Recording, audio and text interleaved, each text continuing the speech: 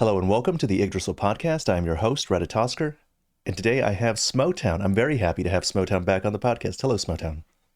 Hey man, great to be here. Been almost 2 years since I was last on your podcast, so yeah, really excited to jump back on here with you, and thanks for the invite. Not a problem. I am very excited because it has been a while. Yeah. And I'm sure we have a lot to talk about, but obviously the DLC is the big thing. Sure. And since we're probably going to spend the later half talking about the lore, we should probably cover the not lore related stuff at first. Yeah. So Makes sense to me. let me start with the simple questions. What build are you taking to the DLC, and what level are you starting in? Well, I've got a few builds ready. I'm definitely going in with one super overpowered one. I've got my dual Bloody Stars buff build, which just destroyed everything last time I played. I have got a spellcaster build ready to go as well, and then I will maybe do a slightly underleveled one. I watched your video on the Sekiro leveling system. I hadn't actually noticed that in the interview, so that's very interesting. So I do wonder what it'll be like going in with maybe a slightly more underpowered build. So yeah, those are the three main builds that I'm going in with. What about yourself? I'm taking a Carrion. It's my favorite build, a Carrion knight Yeah. sorcerer thing. Your background footage guy, yeah, who's just always using the piercer on everyone, who can never stop it. It can't be stopped. It's really fun. It's so powerful.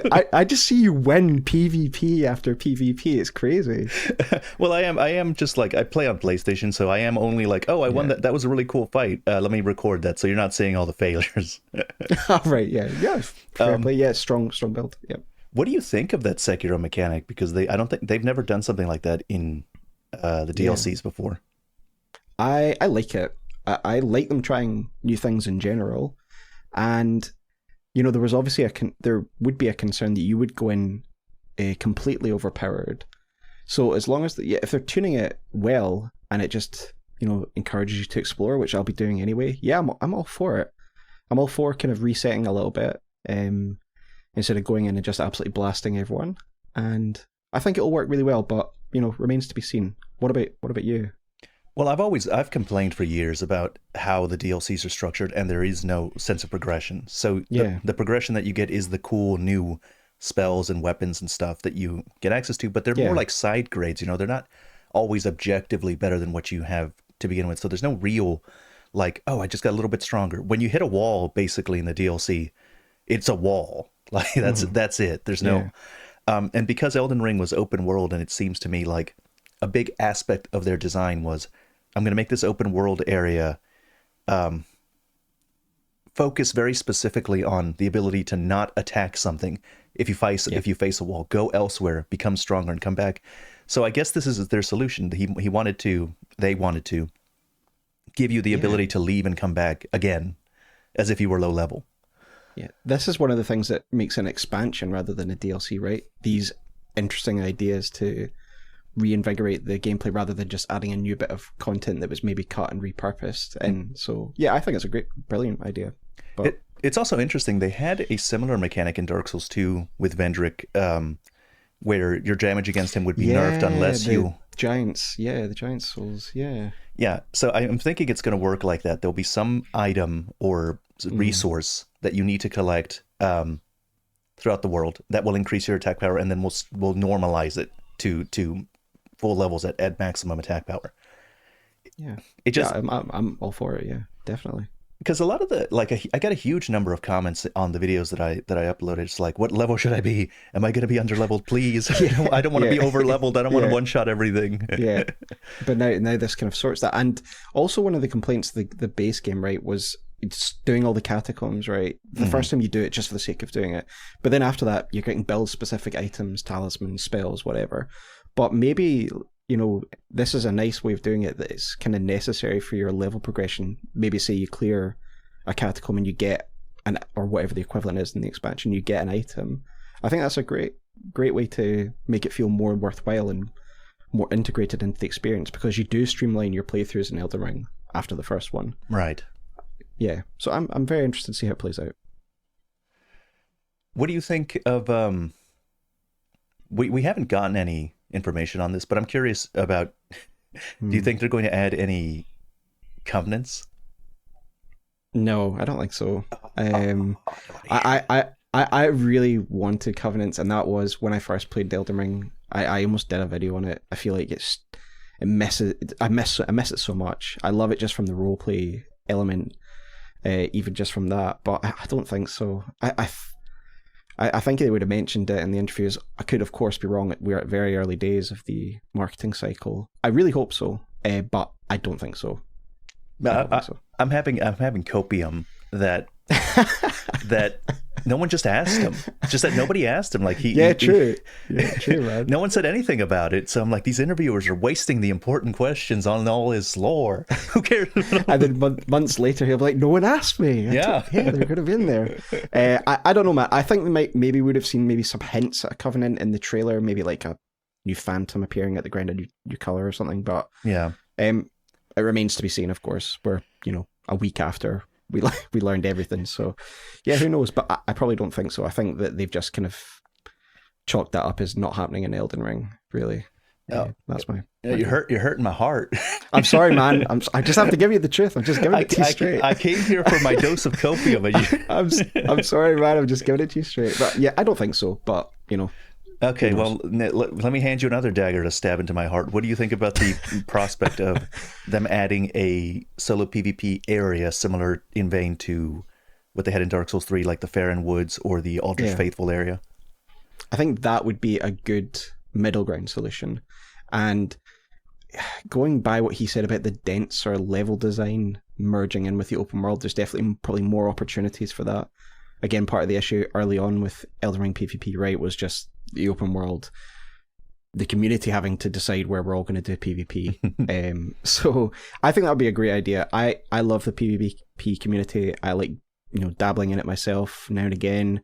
So I would love that. And I think if there is this denser, richer level design, there's definitely more opportunities to find a good area for that to take place. Yeah. I'm really interested in that one part you just mentioned. They say the more seamless transition into Legacy Dungeon from open world, because it's very obvious beforehand. Like, okay, now you're in a Legacy Dungeon. First, you're in the open world. So brittle the split, for sure. Yeah, so I'm like, ooh. So there's going to be like a nice lead up. It'll remind me a bit of Tears of the Kingdom somewhat, because they had their dungeons and there was a proper area that was called the dungeons, but there were lead ups to it that had the same architecture and they were cooler. Honestly, I think many of the lead ups are better than the actual dungeons. I think I heard you say that in your reviews. Yeah, I take all my Tears of the Kingdom information from you directly. Right. Speaking of this, I may have mentioned this somewhere else before, but since I'm talking about Tears of the Kingdom, I am predicting there's going to be a large influx of refugees from the Tears of the Kingdom lore community. I know there is. A couple have reached out to me in this period to just discuss things, talk things out. So I fully expect that, and you can see why. There's definitely some shared DNA between both games, and yeah, welcome Zelda fans. We welcome you with open arms. I'm happy. I'm happy to see it. It just was that the Zelda community is a little different than the Elden Ring community, in that the Elden Ring community kind of is dispersed amongst several different interests. So you'll have the PvP people, and that'll be a big community for YouTube watchers. There'll be the lore people, and big people like you, and then the biggest fish Vati, and then there's a lot of us, but we're not the biggest thing. Like it's not just lore. It's guides. There's boss runs. There's people that speed run. And in the Zelda area, what I noticed is that in that community, the biggest people were all lore people, and there was plenty to go around, at least in Breath of the Wild times. And so I've noticed, like, I made my video, the lore sucks. It's dried up, and I keep seeing podcasts with the larger channels along with smaller channels. And they're always like, what's happened? It's like they're mourning. It's like they're mourning the drop off in views and the drop off in interest and just the general. I do feel for the Zelda community. I've never been a big player of the Zelda games, but I've always loved the community and the lore. I watch your videos, I watch Bandit's videos, I watch Monster Maze's videos, and just their takes on it. And yeah, I'm definitely sad in that respect for the Zelda community. Was it just a case of Tears of the Kingdom giving the impression that they no longer care about the continuity and where it fits? Is that kind of the main issue with it? Is that what it is in a nutshell? It is. In Breath of the Wild time, Breath of the Wild came out, it was revolutionary in a similar way to how Elden Ring was for our franchise. Elden Ring came to an open world format where we were traditionally more linear, and massively successful into a mainstream audience in a way that even before because we were always kind of mainstream, but Elden Ring propelled us into the real mainstream. Oh, definitely. And Breath of the Wild did the same thing for the Zelda community, and they continuously referenced past games in it. They would have the Temple of Time, they would have Lon Lon Ranch, they'd have a lot of stuff that would overtly connect to it, and they had the DLC coming out, so there was always something to talk about, something to speculate. It was about as rich, I think, as the Elden Ring lore community back in those days. Sure. And there were always detractors that would say, no, they didn't intend anything. All of you're all making stuff up. You're running around in circles with like headless chickens, and the developers never intended any of this lore that you guys are coming up with. But they said the same thing about Dark Souls and Elden Ring, and I think they're mistaken in yeah, absolutely, I agree. In that respect. But then Tears of the Kingdom came out, and it seemed more obvious even to the creators that there was something to this headless chicken theory. And it felt like if the developers weren't really caring that much about the lore, and they'll hand wave away mysteries like where the Sheikah technology went and stuff. I've spoken to them, to other creators, and they're like, it's hard to motivate myself to make a video because I don't even believe the stuff I'm writing anymore. Yeah, for sure. I watch a lot of discourse. I haven't played the games, so I'm just speaking from an outside perspective. It feels like part of the issue is that Tears of the Kingdom was clearly originally an expansion, right? And then they had to somehow sequelize it, when if it had been an expansion, they could have done a true sequel, right? I just feel like it kind of was jury-rigged into a sequel, and some of the story elements as a sequel don't particularly work. It's a shame. Yeah, a lot of people had a problem with how it didn't connect very well to Breath of the Wild. There was stuff that was retconned, things people don't remember you that really should, if things are following the... Yeah, I've watched videos recently, and apparently there's like a point where Link should know that Zelda's the Light Dragon, sorry, and you just blindly, you don't say anything to your allies whilst following a fake version of her or something like that. Is that correct? Yeah, that must be very frustrating.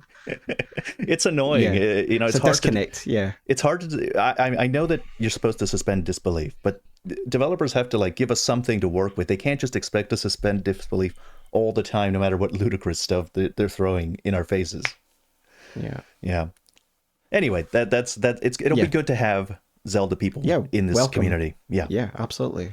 Yeah. Let's talk about the did anything pop out at you that you're interested in talking about? So the main thing I focused on, and this is what I talked a lot about in my breakdown videos. The design of Messmer obviously was pretty mesmerizing.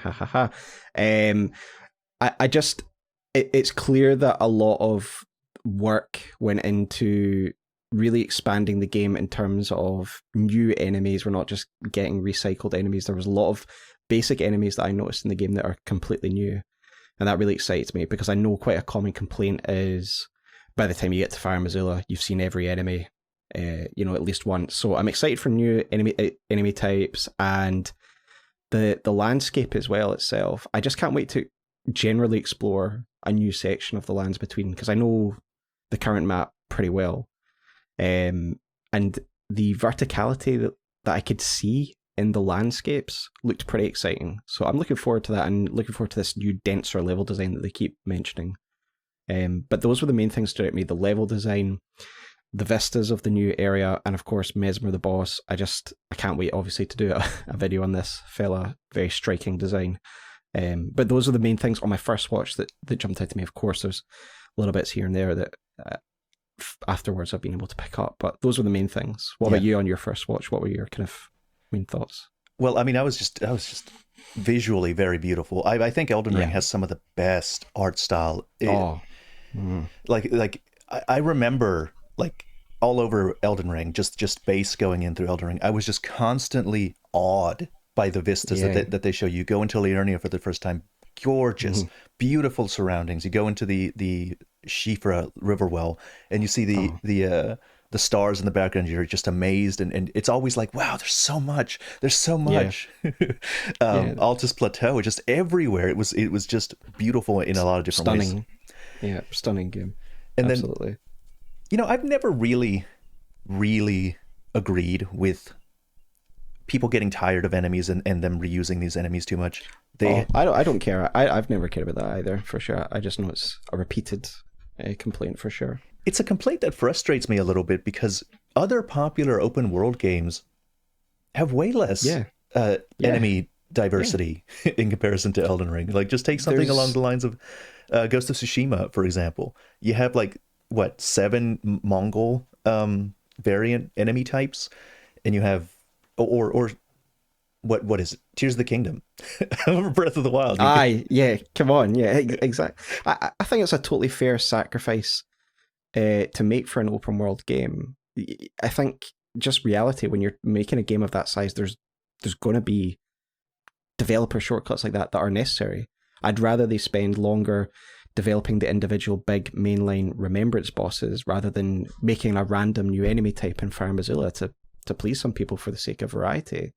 But yeah, it's never a complaint I've got either. But I am looking forward to new enemy types, don't get me wrong, for sure. It's also, obviously, but it's also like I noticed that the enemy types that they had, like, that they reused, they weren't always like completely reused. They would have like a couple new animations. Agreed. Like, for example, the basic soldiers and the basic knights, depending on the region that they're from, they look different. So it's like a whole different armor that they're wearing, and they would use different moves. So the Cuckoo Knights would throw the little... Right, of course. They're throwing the shards at you and stuff like that, right? Yeah, and the Lightning Knights would shoot lightning at you. Like they'd have variations on the theme, so it wasn't exactly the same, which I think was a nice touch. I do think it's unfair. And also, Fire Mozilla Beastmen really are a new enemy type when you get to Fire Mozilla. I mean, you fight them once or twice as a side boss. I don't really think that we're saying we're repeating enemy types, so yeah, I'm not saying people are invalid to think that, but it's just not one I've never ever agreed with. By. Right. Okay, well, let's talk about Messmer then. Let me assure you and inform the audience that this is a safe space and that I am not married to any of the things that I posit, and neither you. So, like, unless I make a video or SmoughTown makes a video on the unhinged speculation we might do here, we're not tied to these ideas. We're just thinking out loud. It's just a bit of fun. And also, as people will know if they've watched my videos, I've walked back and corrected myself about 50 times throughout my videos. So it's bound to happen. It is absolutely bound to happen. Yeah, lore is a dynamic thing that we like. If we had a theory and we never changed our mind, we would be bad lore theorists because we exactly. And other people's ideas can give us a new perspective. I actually spoke about this recently with someone when it comes to lore hunting. We all have our own educational, cultural, religious backgrounds, and we see and interpret things one way. But then yourself or someone else might do a video, and I'll never have even thought about that or had knowledge of that particular subject. And that's why I've always said lore hunting is communal, and I like my theories evolving with the corrections and better observations of other people over time, for sure. So there's my rant about how you lore hunt. That's actually what my next video is about, talking about the practice of lore hunting and how to lore hunt, and how I do it. It's going to be an interesting video. That sounds very interesting. I'm looking forward to that. So the Shadowlands, I made a video talking about how it's veiled and it's obscured by the Shadow of the Ear Tree, and that it might be located physically close to the Ear Tree, and it could be the landmass that's missing in the center, and that it's just kind of covered and displaced. And I use the mimic veil from Marika as evidence to show that she hides things that she doesn't want people to see. What do you have any thoughts on that? Or yeah, I watched your video, and I really like it. I agree. When you're looking at it linguistically with what Miyazaki said, the word obscured doesn't mean displaced or moved. It means that it's hidden or veiled. And then you're right. I didn't notice that quote from him that talked about the fact there is a veil in the sky because it's been obscured. So you're right. It's probably in sight, and we have always wondered what that gap is, right, south of the Erd Tree. So yeah, it would definitely make sense to me that is the land that is displaced. But it obviously spatially as well, will still need to teleport there, right? So it whilst it's obscured, and that is where it was in this terrestrial realm, it has somehow been displaced from this space, right? So we still need to travel to it. But I more or less agree with you for sure. Yeah, I don't actually think like you can. It's just invisible. No. Like it's not just invisible. You can't step on it. Yeah, it's been spatially displaced from that area. But yes, that is probably a good shout as to where it physically once sat. And I'm really fascinated by the fact that, because obviously last year we all kind of speculated that it was maybe a dreamland, but the fact that this is a real place with its own history and culture, that's so good. That's going to mean so much more lore for the lands between. But yeah, I basically agree with your take for sure. Okay. Well, then let's move on to Messmer, because he really is he's an interesting character. Yeah, he's some fella. Yeah. I've got crazy ideas on Messmer, so let me know what I'm going to throw stuff out there, and you let me know what you think. Yeah. I think Messmer is the firstborn of Marika and Radagon. Do you have any objections to that? I said the exact same thing. Yep. I said I think he's most likely the elder of Miquella and Malenia, and we just haven't known about him up to this point. I agree. He's got Radagon's red hair. The naming convention of M also matches that as well. So I'd say, yeah, it's definitely most likely at this point. But I don't even think that he's just elder to Miquella and Malenia. I think he's elder to Godfrey's children as well. And so I think you're right. Just timeline-wise, if this is one of the first conquests of Marika, it would make sense, right, if he's born during the marriage of Marika and Radagon that comes later. Yeah, it's definitely correct. I think timeline-wise, if this is something that happened at the beginning of her conquest, then it would have to be an earlier born. Well, yeah, and then I thought that, okay, well, that changes things a little bit, because that conflicts if he's even older than Godwyn, for example, or at least as old as Godwyn, and Godwyn's not the firstborn, then it predates Godfrey, or it has to have happened at the same time when Godfrey was around, which implies that Radagon was around at that time. Yeah. And okay, so I agree with that, because I don't know if you've ever watched my Radagon video. It's long. It's like an hour and a half. But I've said that Radagon's always been a part of Marika. I'm in that camp. You're in that camp. So I do believe that is absolutely possible, what you're saying. Yeah. I've always been at the very least, he was part of Marika when he married Renala. At the very least, like that's the evidence that I always used, because let me see, I think I have it here. Yeah, the Mask of Confidence says that when Radagon married Renala, he ordered the Carian magic preceptors to don these masks to make it clear that all of their matters were to be kept strictly private. And the mask, other secret, what other secret could it be? Yeah, and the mask has his stitching, his cross pattern symbol on the mouth to symbolize they can't speak about what they see or any other secrets. And why would just a normal champion have a symbol at that early stage before he became Elden Lord? You know, why would he? Absolutely. So yeah, I'm totally at the very least, he was that far. This kind of changes things a little, because now he's way older than that. Camp? Do you think it puts you in my camp then?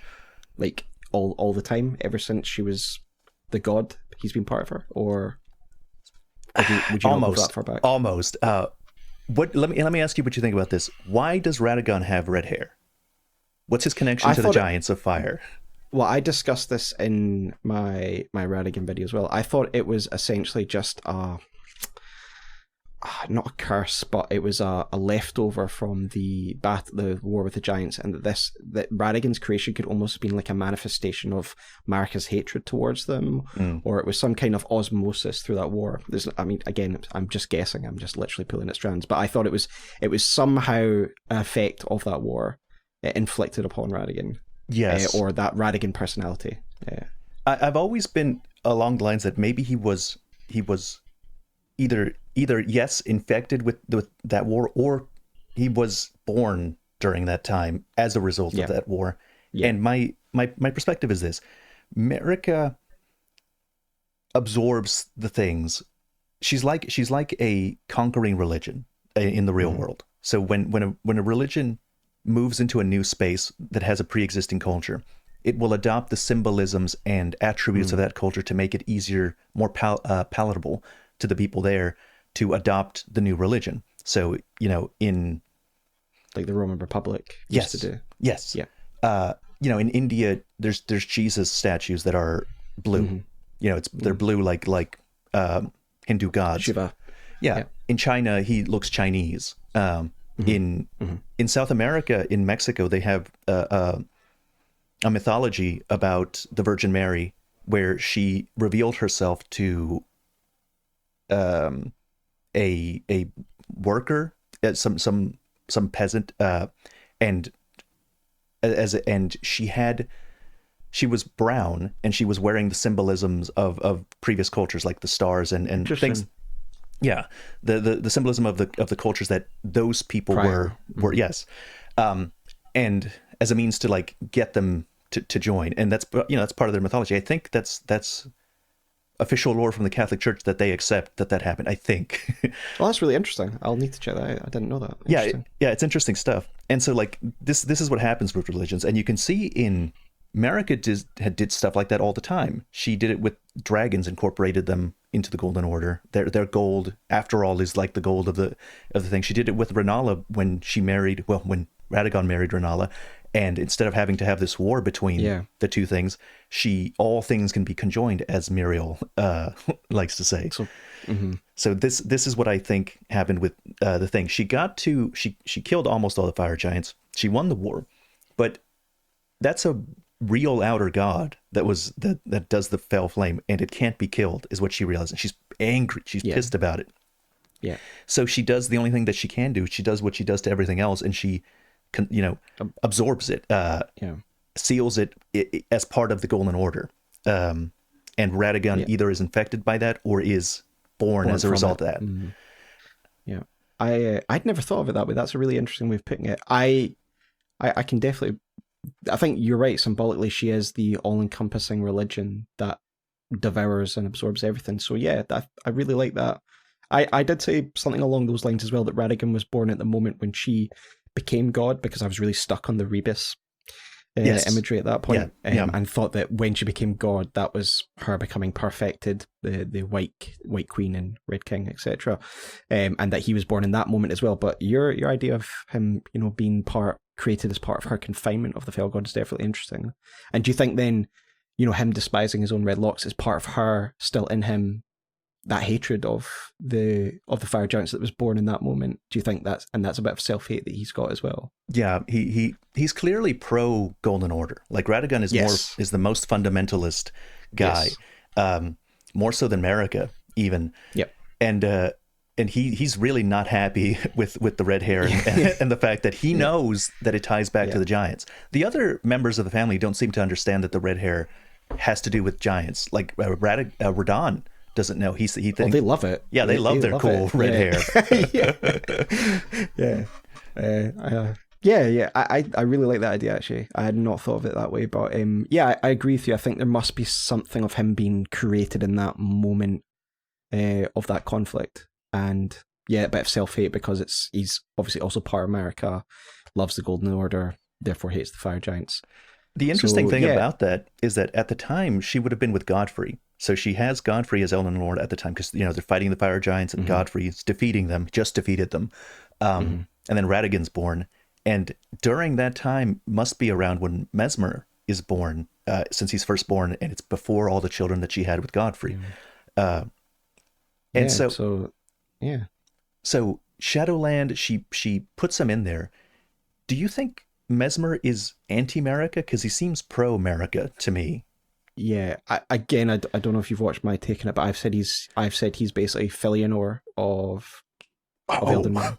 Oh, yeah. Good shit. Good stuff. Yeah. So he's the child of Marika, chosen to watch over this dangerous place. That's why he's got not an Elden throne, but a throne designed in the same manner as the upper lands, as the one in Leyndell. He is of similar footing to essentially the demigods in Leyndell, but he's playing his role as the Shadow Lord.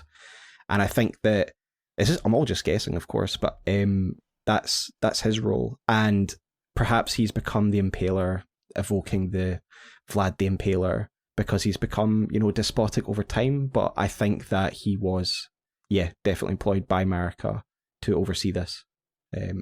As you say, maybe her first demigod child, that's why he was entrusted to do this. It might also be that she wants him hidden away because at the time she was with Godfrey and she always hides her children from public view.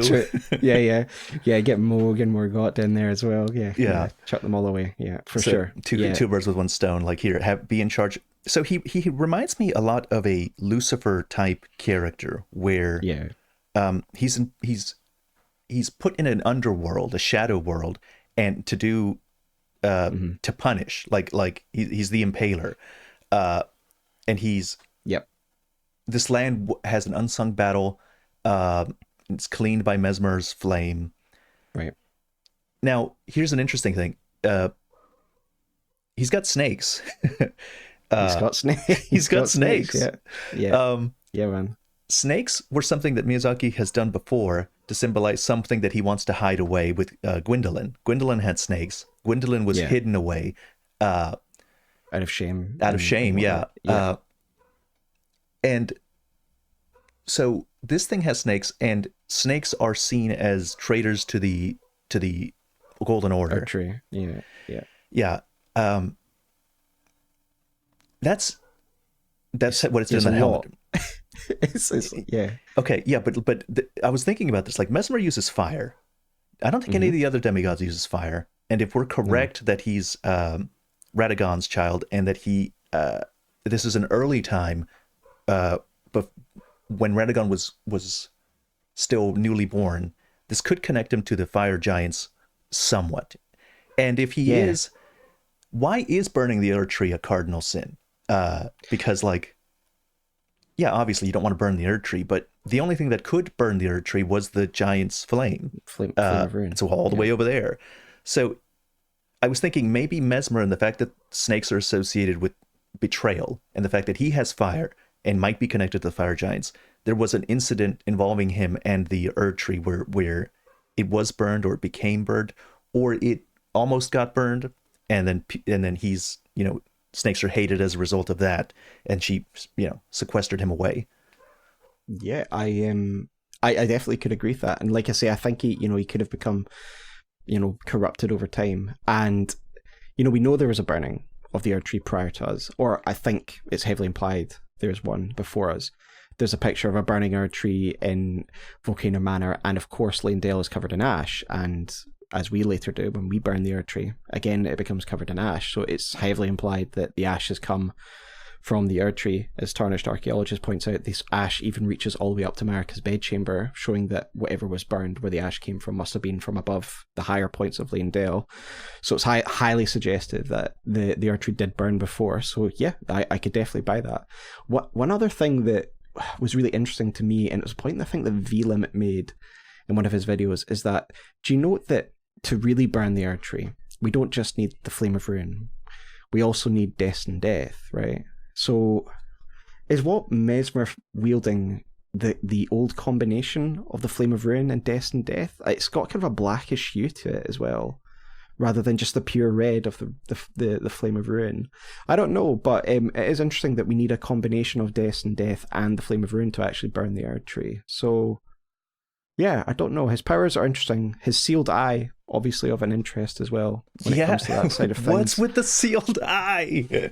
I don't know. It's you get so lost in the sauce on it. But I am again firmly in the camp that Melina is was the Glomide Queen, and her sealed eye. You're a pro Melina Glownight Queen. Okay. Yeah, I've laid myself down in that camp for better or for worse, and that her eye being sealed is due to the sealing of Destined Death, because the only time it's open is the only time she survives past the point when Destined Death is unsealed and then her eyes open. That's always been my take on it. Right.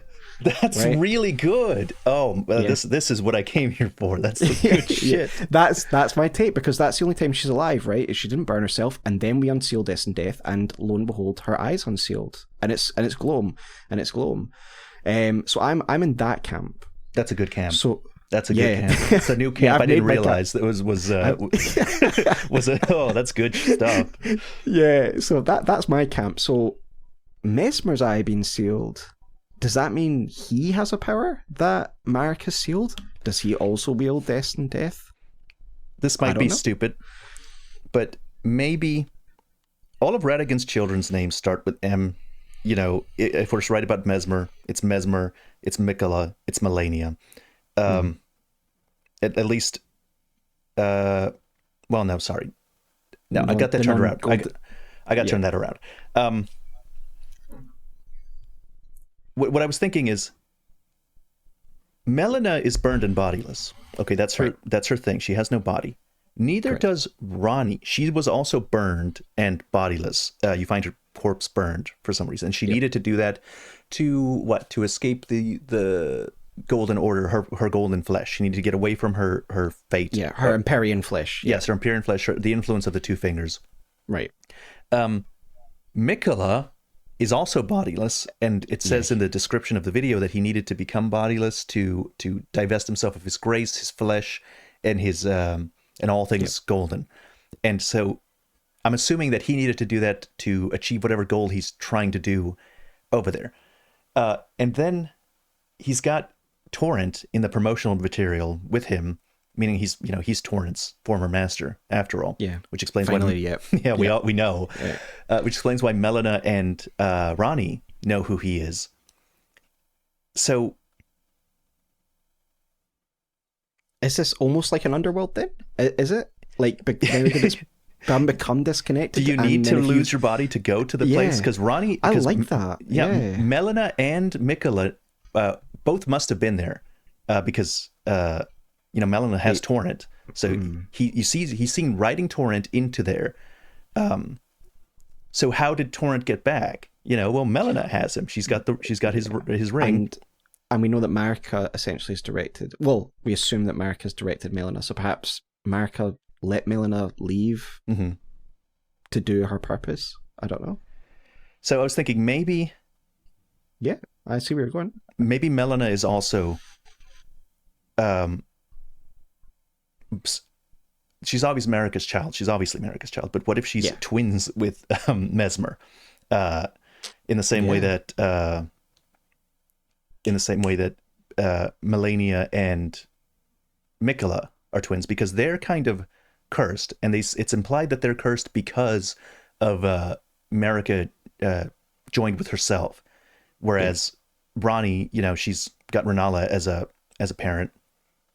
Yeah. Rykard, all of those, they're not cursed in the same way that Miquella and Malenia are. And so I'm thinking, maybe they're twins, or I'd love that. Yeah, or closely related. And what do you think of the Erd tree that's in the Shadow tree that's in the place? What's going on with that? What is going on there? Yeah, there's so much to take from it. People have suggested in my comments that this is the Crucible, right? That this is the former version of the Erd tree, that the Golden tree was born. We know that something happened here from which the Erd tree was spawned. The Golden tree was spawned. And we see a golden kind of fluid leaking from it. So I'm just guessing again. I don't know anything because it's just so limited we can go off. But you know what? There's a tree everyone's pointed out that there's a tree wrapping around the center one and kind of squeezing the life out of it, and then we see this gold liquid pouring from it. So I do wonder if this was a previous tree of life for these people in these lands. Maybe it was the Crucible. And yeah, Mark has, taken its energy, its power to form her own tree. I don't know. The other possibility, and I think this is one Crunchy suggested in his layout of the cosmos or something. I can't remember. Really good video. And he thinks that this is possibly an inversion of the world, and this is maybe the lower half of the tree above. But again, I don't know. I'm just guessing. I did see that little statue that looks like a timepiece that has a guy on it. Looks kind of like the guy that was Carrion-esque person. Yeah, the Carrion-esque. Yeah. The guy who hopes give me some more Carrion sorceries. The guy, more piercers for your PvP. More kills. piercers, yeah. Different piercers, all kinds of stuff. Sure. Anyway, he does look like that guy, and you do invert that to get access to the upside-down version of the Divine Tower. Sorry, not Divine Tower. Is it a Divine Tower? No, it's the Study Hall. The Study Hall. Study Hall, yeah. And so, that could make sense. I could be alluding to that. There was also a guy in the... it the Dectus thing? Yeah, that looks kind of like him. I'm like, okay. Yeah. I like that, and I wonder if this is just a previous culture that helped the Erdtree one, because it's almost like the two figures on the Dectus medallion or whatever it is are working together. So maybe together Mark and these people destroyed the culture that was previously in the Shadowlands and formed the world the way it is now. But again, we're just guessing. But looks like there's going to be some foundational lore with that guy as well. Yeah. What's your thoughts on the Shadow Tree? What do you think it is? It does seem like something squeezing the life out of the tree. It does, yeah. And the sap is like drooling out of it. So one of the thoughts I was having is that maybe this is a process. Why does the Erdtree look so good if it's been dying for a long time? Yeah. Why does the Erdtree look so shiny and bright if it's been dying for super long? Right. Because we know that it's shut out all the minor Erdtrees in a last-ditch attempt to spread and survive. So it has been dying. This thing might be, this hidden area might be a part of a process. Like this other tree is squeezing the life out of what remains of the maybe previous tree, and it's fueling the lands between's golden light that shines everywhere. Right. So are you anti Great Tree?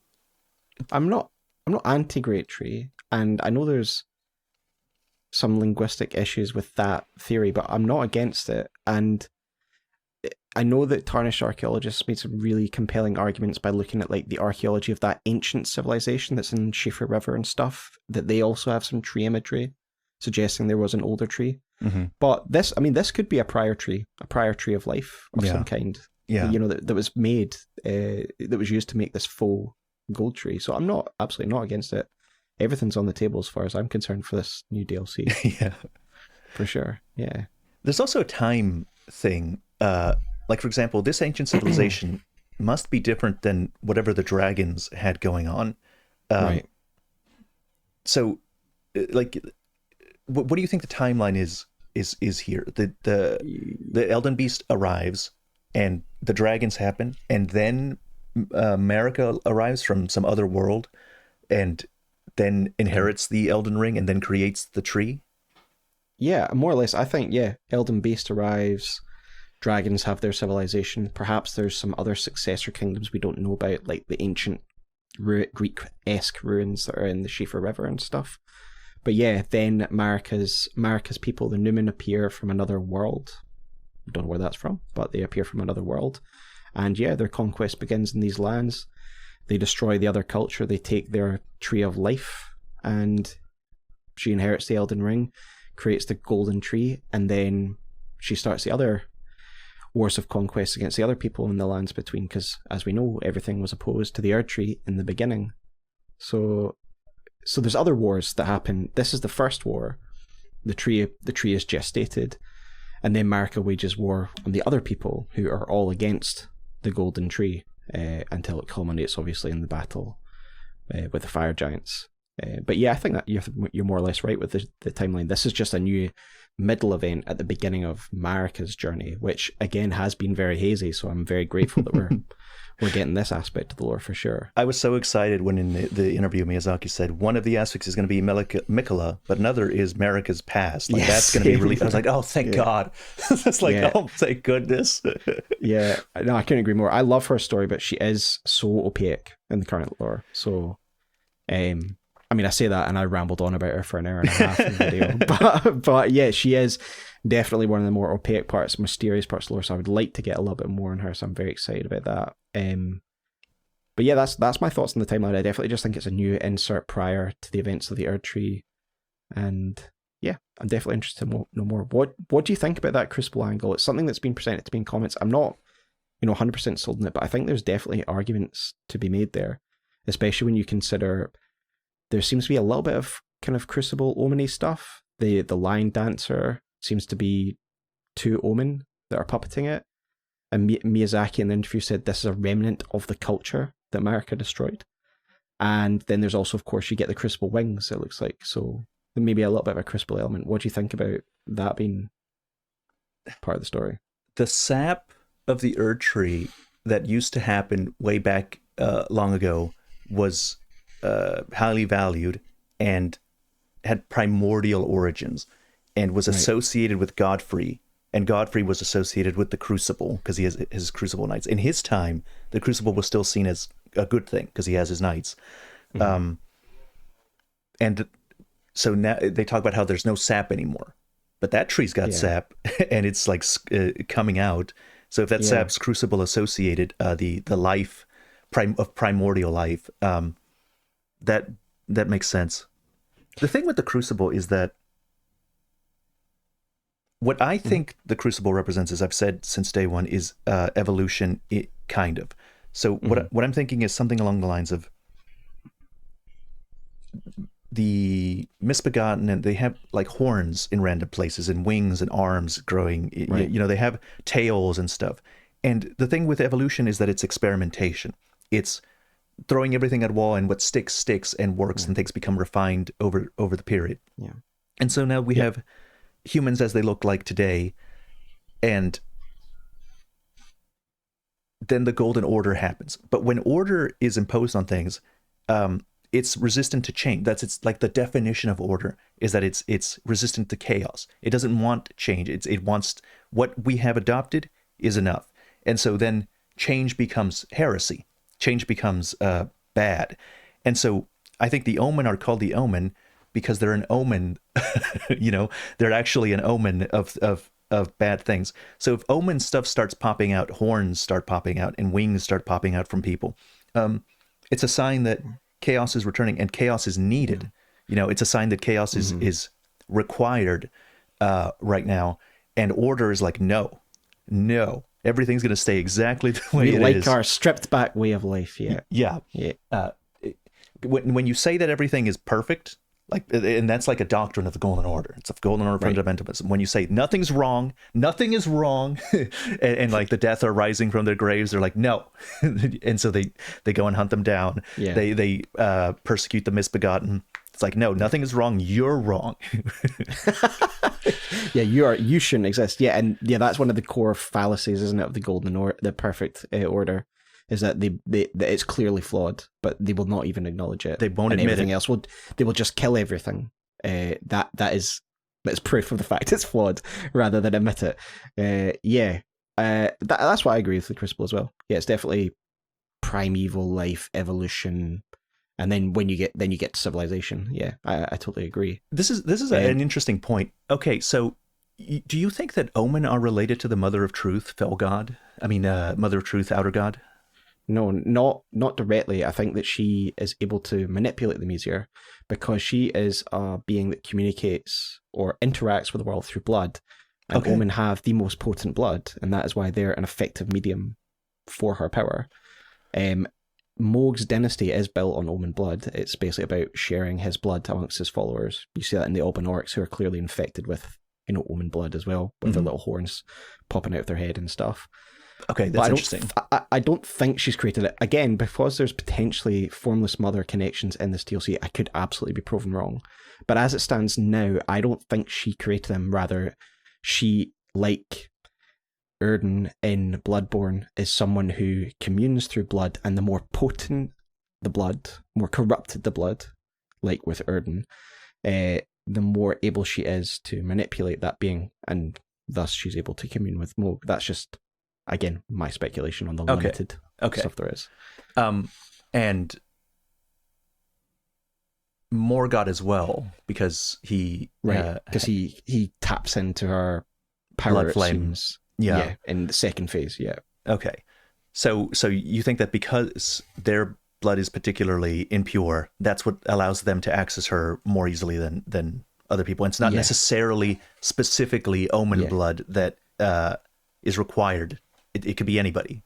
Yeah, it's blood, which is why the fingers, the bloody fingers, are just out there cutting away, because the more wounds, more blood that's been spilled, she craves wounds. The more her influence is spread. And I'm doing a Bloodstar video next week, but I have to talk about the Formless Mother in that, because people have always questioned, if they're the same. I don't think they are, but again, I'll explain that in the next video. But I think it's implied that the Formless Mother is influencing the Land of Reeds, which is locked in a bloody conflict. Mainly because the language used is saying that the lands are locked in blood-soaked madness, which is such a weird term to use. And she craves wounds, And she craves wounds. And also we have two characters from the Land of Reeds who are connected with the Bloody Fingers. Yura, who's a hunter of them, a Ronin who's had to give up his house to hunt Bloody Fingers. And we have your man Okina, Rivers of Blood Man. And of course the weapons in Lands of Reeds are perfectly designed to cause bleeding in particular. So yeah, I think she just is someone who spreads her influence via blood, and it's just that Omen blood is particularly potent. Okay. However, I could very much be wrong. That's right. It's one of those things where it's like it makes sense. It's circumstantial conjecture from me. Yeah, for sure. Now, since you're talking about the Crucible, what about the Flame of Frenzy and the Crucible? Because the Flame of Frenzy seems to have the goal of melt everything until all is one again. Things were used to be one at one point, and then now they're not one, and that's a problem. And so we should melt everything until it's one again. And then you have the Crucible, which is very, very close, very similar thing, where it's like all life was once blended together in this primordial crucible, and now it's not. So do you think that those are related and or the same thing? I don't. So I think that the Frenzied Flame, again, I based a lot of my early learnings on it, on your amazing video that you did when the game first came out. But I think the Frenzied Flame, I think you touched on it earlier. Crucible is less about life all being blended together and more about the process of evolution and the early primordial life, where life is indeed more simple and maybe more similar than it is later on when it diversifies. Whereas I think the Frenzied Flame, it's literally, we all should just be cells, and there should be no diversity of life. And as you said, the motivation behind those who crave it is extreme. Life is, agony type thing. But that's my thought on it. I don't think they're related. They are very similar in certain references, but I think they stand for different things. But again, I'd like to hear your thoughts on it for sure. I think you just put it very well. I hadn't conceptualized it like that. I was like, okay, my thought is like, they can't be the same thing, but why? Mm-hmm. And so I was having trouble articulating why, but you put it very simply and very well. The Crucible is about the diversity of life, and it wants to separate from itself. It wants to evolve and have a variety of different things. Whereas the Flame of Frenzy is striving for the opposite. It's striving to be one thing and never ever be anything else. Totally agree. Oh, and you great. And you said that in your observation about the Misbegotten. They're about crazy life. They've got all vestigial tails and limbs that don't particularly do anything, because it's about that moving out from the cellular phase into diverse life rather than the regression of it. But they touch on similar themes for sure. But I think they're different. Yeah. All right, let's address the fact that Elden Ring is an isekai. Um, because Marika comes from another world, and she's the protagonist. She's an isekai protagonist. Okay. They gave her overpowered with stuff in her transition. Yeah, Do you think this Shadowland? A lot of people are thinking it's like a spirit world and stuff like that, and I'm like, okay, but like, isn't the Lands Between already kind of spirit worldy itself? Because don't you the Tarnished got here by dying in like the real world or in some other world, wherever they were banished to. They lived there. They were in the Badlands. There were a whole area, and they could only come back by dying, and then Marika summoned them up with her grace.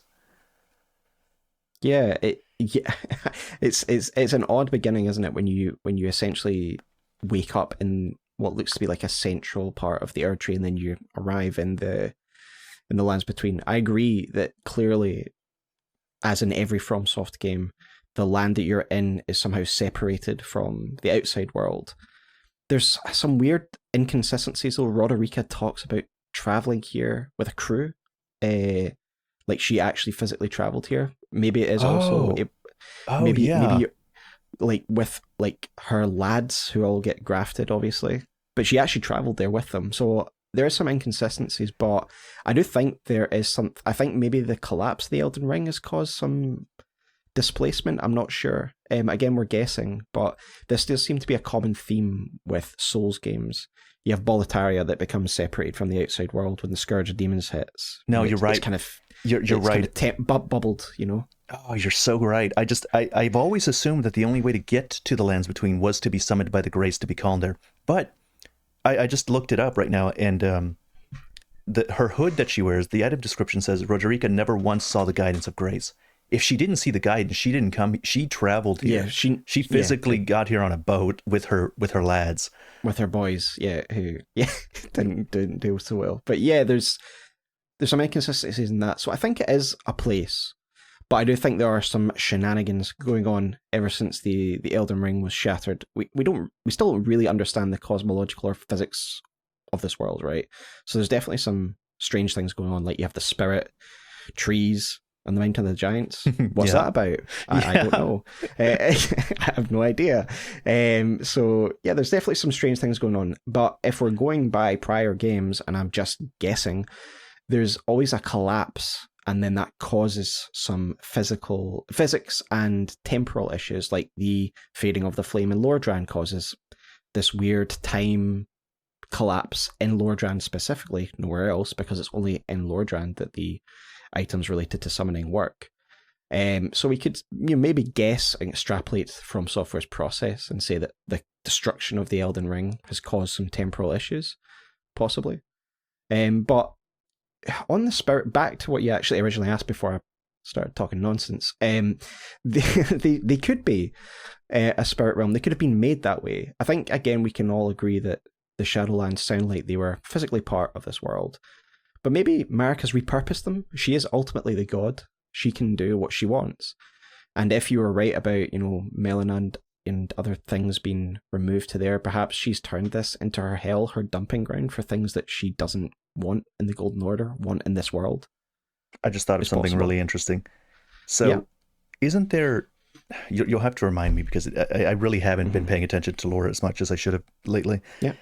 There's a line about how like the roots of the great tree were once connected to the Erd Tree or something, but they're not connected anymore. Is that the case? Like in the Erd Tree burial, disconnected. Yeah, something like that. So, what if people are doing their Erd Tree burial and they're burying their dead, and it is still connected to the great tree, and that's the great tree in the Shadowland? So they're somehow going into the Shadowland, and then that other tree's squeezing the sap out of it, and it's using all of that to fuel the continued existence of the Erd Tree. Yeah, I think that's very possible. And if Crunchy watches this, I'm sure he'll correct me, but he says something along those lines where he thinks that the roots underneath are, connecting to this inverted realm. And you're right, that could be feeding the souls that way. And this could be the repurposed underworld. Perhaps it's all part of Marika's design as a god. I could definitely buy that. And if we are seeing stuff like the Omen in the trailer, then perhaps it is just, the resting ground or the hell for things that aren't meant to be in the lands between under the light of the Earth Tree. But I could definitely buy it. We do see the bodies, don't we, in the catacombs that are stuck to the roots. Perhaps they are just being drawn down, and it's just a slow process. Well, I'm not married to any of this, but it's interesting conjecture.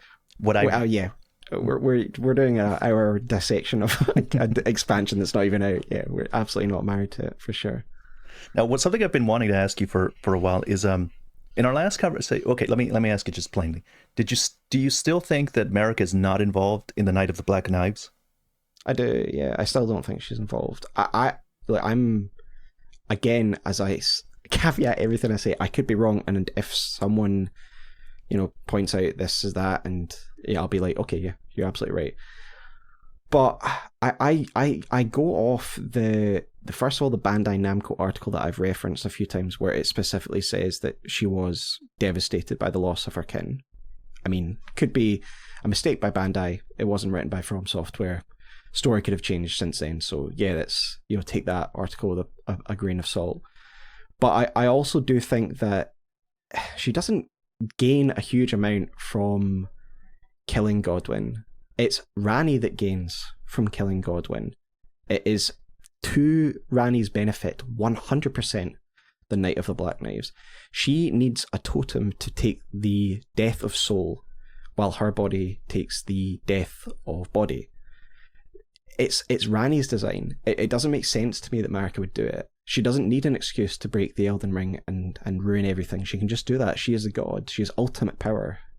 And it's just always been about Ranni to me. I don't really buy the Marika thing. And as far as I'm aware, the only evidence that she was involved is that the assassins are her kin. So right. What? Or supposedly, so because it's like, yeah. I think the script said, yeah, that they're her kin. Even if they're related to her, so what? Royal families have traitors all the time, have schemes between them. So I don't think there's any reason to believe that it is Marika. She thinks she's a red herring the whole time. Exactly, and I'm happy that people believe that. But for me, it's 100% a Ranni scheme to get what she wanted with killing her body, but not her soul. Okay, basically. So then you think, so Marika broke the ring out of grief for losing Godwyn and the other... And for her other kin, and maybe frustration that with all her power and the power of the Elden Ring couldn't bring them back, couldn't solve the spread of the death route. Other reasons that we could speculate on for sure. Then let me ask this, because this is where we're the nitty gritty. This is why I need Marika to be the focus of the stupid. Same. There's so many questions. Yeah, for sure. All right. If she broke it out of despair, why is she working so hard to have the Tarnished repair it or become Elden Lord? Because it seems like that's what she wants, right? That she wants you to go into the Erd Tree and become Elden Lord or some Tarnished. She goes and gives grace to everybody. I don't remember exactly where I read it, but I remember that Marika is the thing that gives you the grace, and she is the thing that keeps bringing you back to life. Sorry. And she also put Hugh in Round Table Hold and got Hugh to promise that she would make a weapon for a Tarnished that would kill a god. That could kill a god. Yes, it is her that's guiding you 100%. Yeah. Okay, so why did she break it and then have all of this set up for you to fix it? I think there's a few reasons I could speculate on. Get rid of Radigan. Radigan seems to be in control. I also speculate that he's somewhat manipulating events I don't need to speculate. We know that he is trying not to replace this order. He wants everything to stay in stasis. And if you think about it, that's pretty horrible fate for Marika. She's stuck inside the tree, crucified essentially by the greater will or whoever. And by directing us to do it, we can, kill Radigan. Perhaps we fully kill his personality. We don't know how their relationship actually works. So there's that reason, first of all. It could be that we're actually killing her and ending her suffering. The Golden Order has essentially turned her into a pot to keep the Elden Ring, right? She is now just the vessel for the Elden Ring. Although, that being said, if that's true, when we marry her at the end of the Elden Ring, the Elden Lord ending, we are keeping her alive as just a vessel, so that's not particularly good either. But I just think she doesn't seem to mind that, though, because Melina is often the mouthpiece of... So let me ask you this.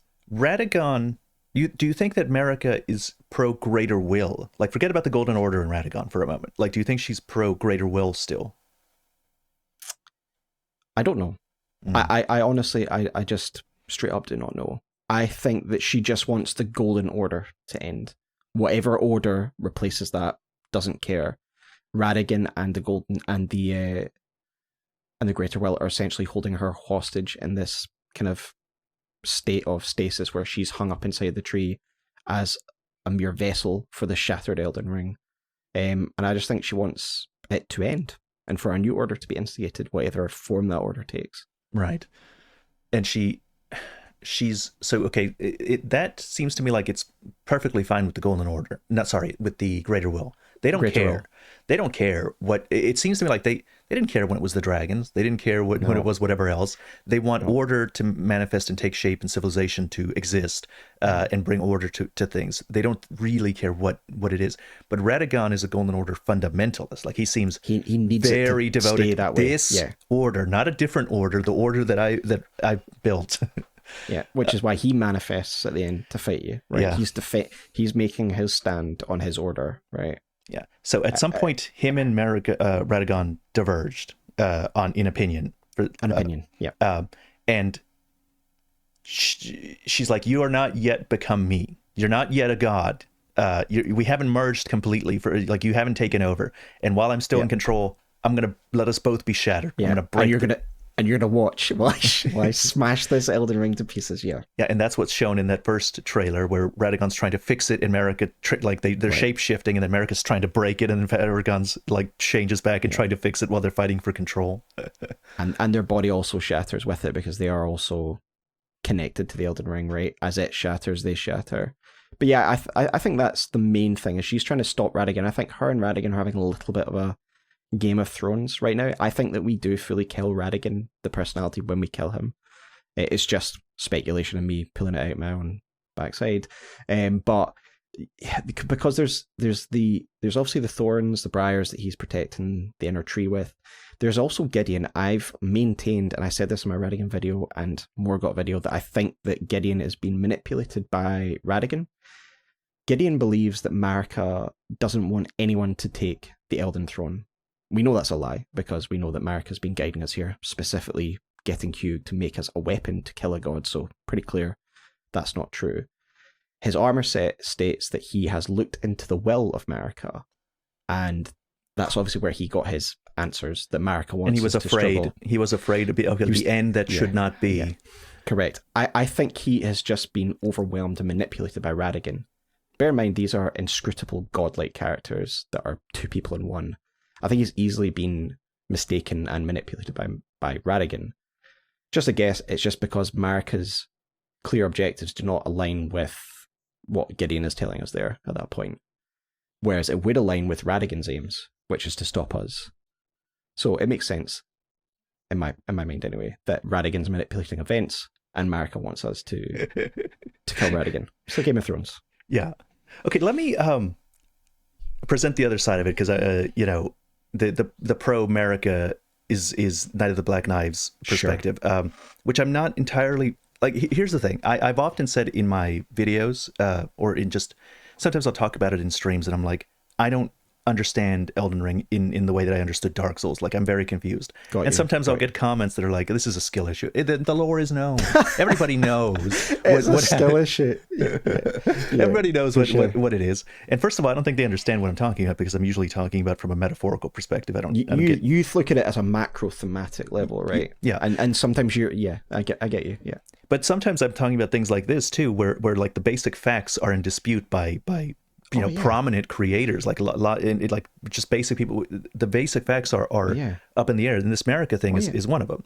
I'm basing mine on conjecture. I'm not right at all. I'm not right. It's just my opinion. Yeah, I'm not saying you're wrong either. Like, you're absolutely correct. Yeah. No, you're right. It's people that say, no, you're wrong, this is the facts, are ridiculous.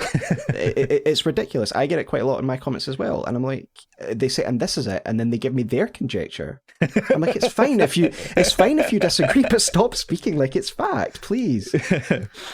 I mean, just to begin with, the game is meant to be interpreted. Whether or not Miyazaki had something, well, he does have something in his head when he writes these stories, but he still wants you to interpret it. He has said time and again that these are they're like puzzles, and he likes leaving gaps for people to fill. And that there are things that you have no way of knowing because he didn't put it in the game, and he only left things alluding to it. This is the part of the fun. It's a guessing game. But even among, I think that this one, Marika's motivations and what she wants, I think this is like way more up in the air than things in Dark Souls, like things in other situations. In Dark Souls, she's very alien. She's very, very alien, definitely, in this respect. Yeah, we all agreed that in Dark Souls, why Gwyn tries to banish the dark. Like we all kind of course. We might have different interpretations of what that means, and we might bring different interpretations later down the line on more obscure things. But the obscure things in Dark Souls was like Ornstein becomes the dragon that the Nameless King rides. That's a theory that is kind of up in the air, and people can have an opinion this way or that way. And there's evidence for it, and some people are still incredulous. And that's a lot less fundamental to the overall plot than did Marika kill all her children, or did she not kill all her children? Yeah, I mean it's pretty big. So let me just talk about some of the things. Knight of the Black Knives. She has a dialogue. Melina says, "Hang on."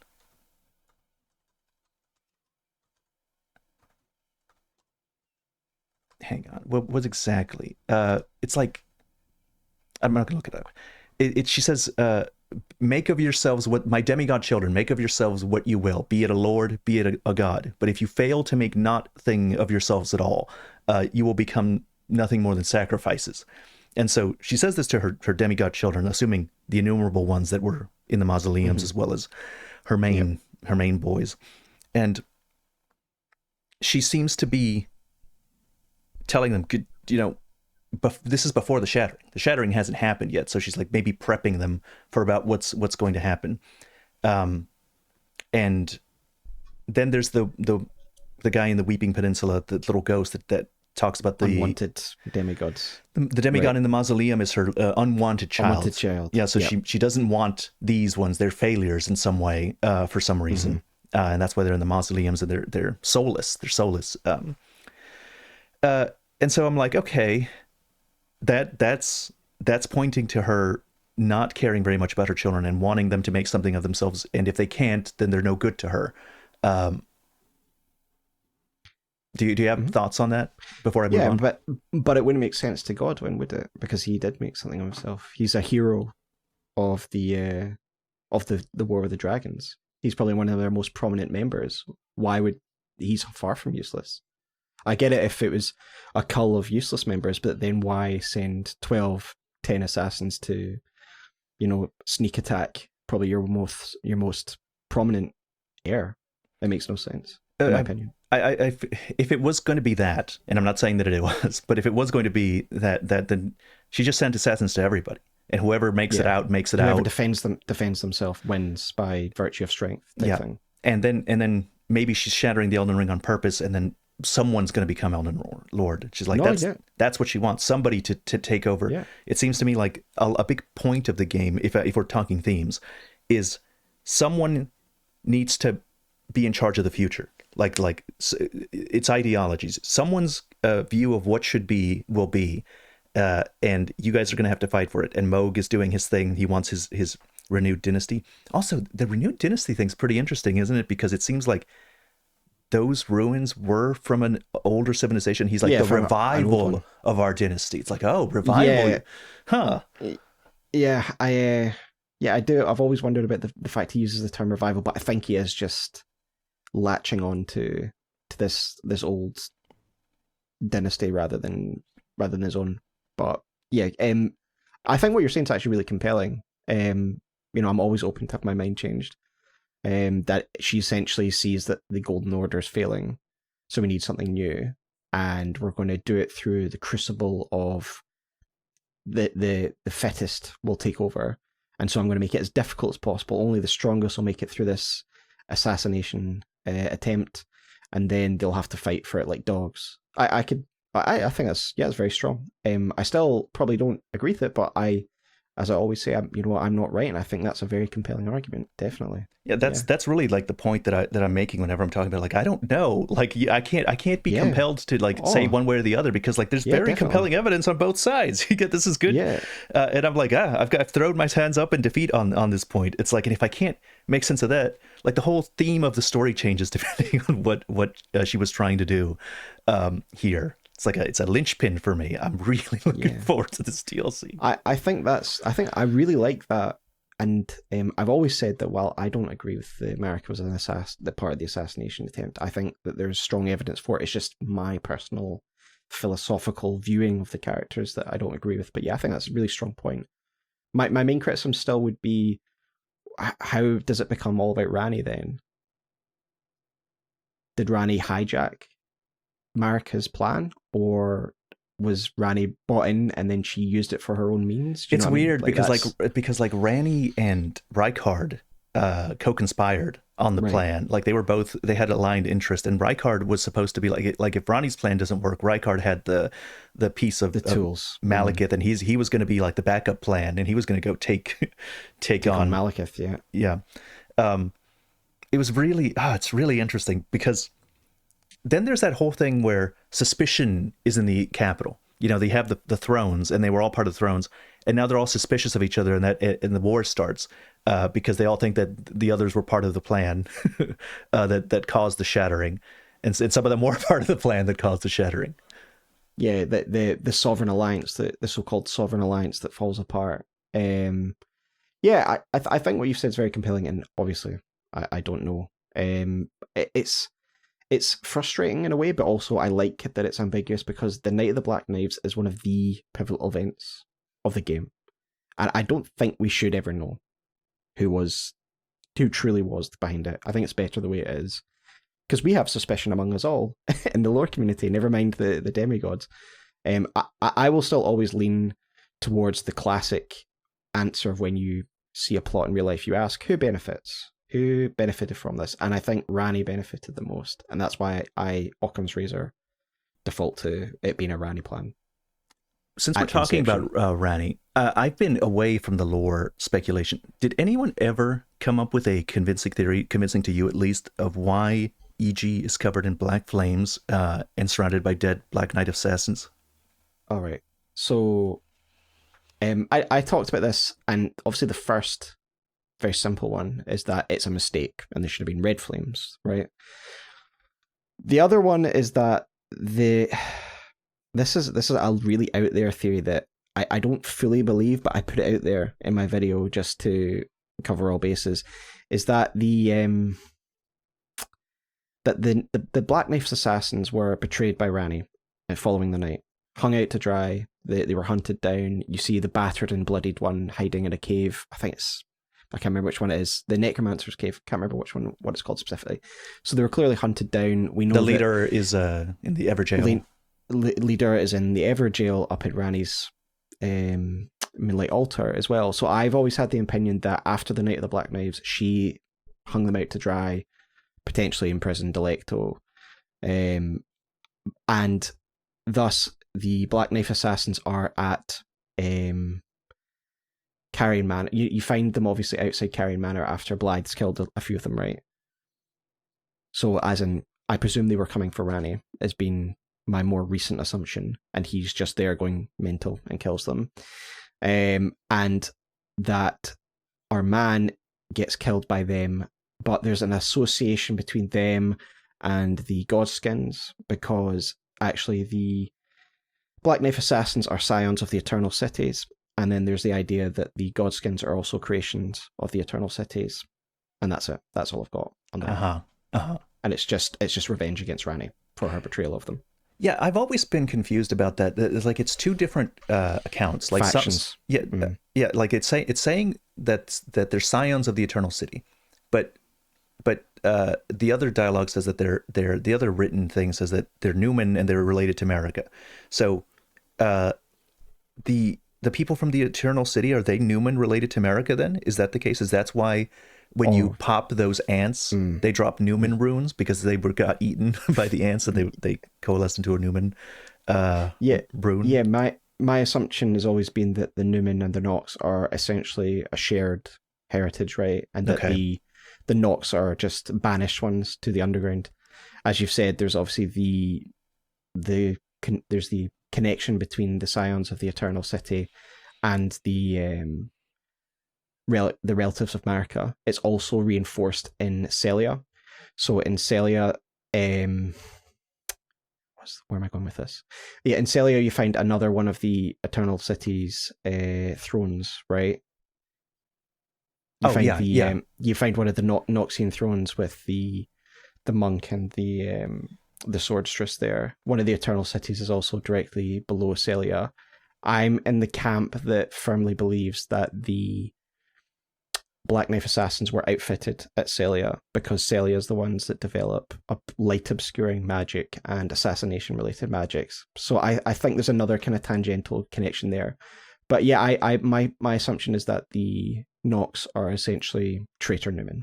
And like you say, there's also the Newman runes that are found right next to the destroyed Eternal City, highly implying that these honeypot ants have digested the Newman runes of the people that had died in the Eternal City. So yeah, I believe they're one and the same people, but a banished version. Yeah. Okay.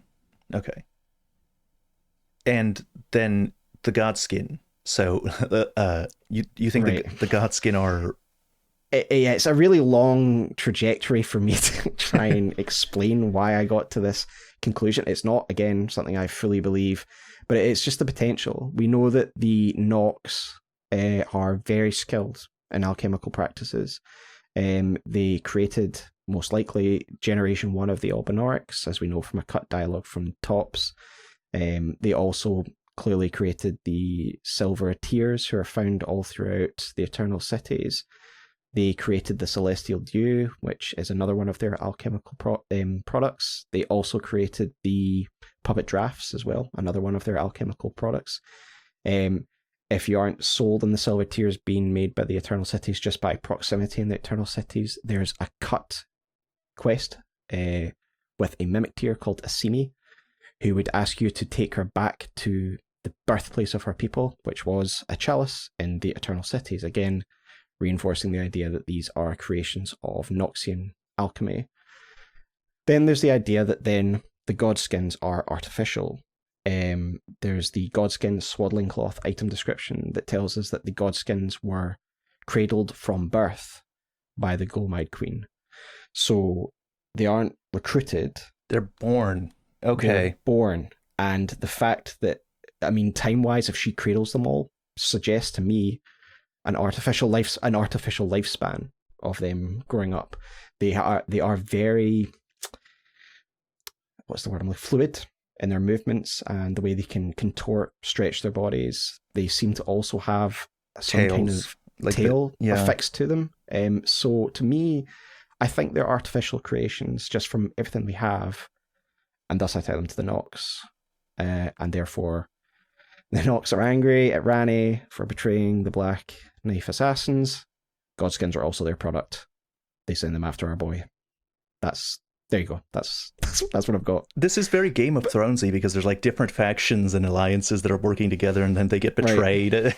They're not useful anymore, and then they try and get revenge. It's very Game of Thrones. I love it. I actually really like this theory. I really like this theory. It's really out there, man. It's really out there, and it's really funny when it turns out that Miyazaki says, "Oh yeah, that flame was supposed to be red, and we just had it black." It was just a bug. And I've just created this entire narrative for absolutely no reason. But yeah, I think the Godskins are likely alchemical creations, and we know that the premier makers of alchemical and artificial life forms are your boys, the Nox. Wonderful. I'm glad you enjoyed that. Narrative. That was interesting. That was good. That's what the kind of thing. I haven't started watching Tarnished Archaeologist, but Tarnished Archaeologist comes highly recommended. Anytime I start talking about lore, people tell me go watch his videos. So I'm going to just binge his stuff. I would highly recommend you do so. Yeah, really good. He has different thoughts on the Eternal Cities than I do. He thinks that the Eternal Empire was a preceding empire to the Leyndell Marika Empire. So watch that and let me know your thoughts. But great work, mainly based, of course, on environmental storytelling and real historical comparisons. So yeah, very interesting perspectives for sure. I've come to the point where I'm like, what I need is schizos. That's what I need. I need crazy people with their far out theories. And one of them, like Crunchy, for example. I like Crunchy's theories. Crunchy's theories are amazing. They're so good. Really good. They're so good. Yeah. Things that are well versed in history and maybe alchemy and stuff like that, and they're trying to associate real world things and compare them to what's going on in the game. And right, definitely, just crazy theories that, and maybe some of them are unlikely, but because they're thinking differently than a lot of other people. But that doesn't matter. That doesn't matter. They're throwing things at the wall and seeing what sticks. I want to see. I'm going to see their theories. You will love Tarnished Archaeologist stuff. I incorporated some of his work, and obviously clearly referenced and credited him in my dragon video. I think that he is really good at pointing out how we can analogize Beastman history with human prehistory, Bronze Age, Stone Age, Bronze Age, Iron Age, by looking at certain items associated with them. The burials in Fire Missoula, he points out, are exactly modelled after this burial called the Varna burial, which is a Copper Age, technically, so Bronze Age burial. So that could date them back to the Lands Betweens prehistory, theoretically. Then they also use stone tools. So we're looking at the the spell that they use, which is throwing stones. It talks about the Beastmen learning to use stone tools. So that's us looking at the Stone Age and the Lands Between with the Beastmen. And then finally, we have them using unrefined iron weapons. So we're moving into the Iron Age. So stuff like that, that's really interesting from a timeline perspective, which I was lucky enough to work with Tarnished Archaeologist on my, timeline video that I did. And that's the type of stuff he brings to the table. So yeah, I really look forward to hearing your thoughts on his work for sure. Wonderful. That's awesome. Yeah. I have one more thing. I made a few videos a while ago. I'll probably continue that series of the heroic elements that the demigods represent. Because there were several interviews with Miyazaki where he was talking about how when Martin created the mythos, they were more human, like the demigods were more human, and they were more heroic, and they had heroic elements that they kind of embodied. And then Miyazaki kind of messes them up and causes those elements to be their undoing and makes them monstrous. Yeah, he warps them. And in that, I was really surprised to hear him talk about that again, kind of, because he talks about Messmer and how he's like the demigods and that he has heroic. He's a hero too, and it was in Japanese, so the translation was weird. But when he uses the word heroic, I was like, oh, I think he's talking about that Messmer also is going to have an arc where he's not just evil. He's got heroisms and noble qualities about him, and they caused his downfall and to become monstrous eventually. So I'm really looking forward to that. To working out what Messmer's heroic quality was. I really liked that series of years, actually. I used your work as reference in my Radan video because I totally agree that he's essentially become now a figure of stagnation. But he's also, if you strip that back when he was a human, he's a loyal man who venerates heroes of the past, and that's a good thing. What was your heroic concept for Godric again?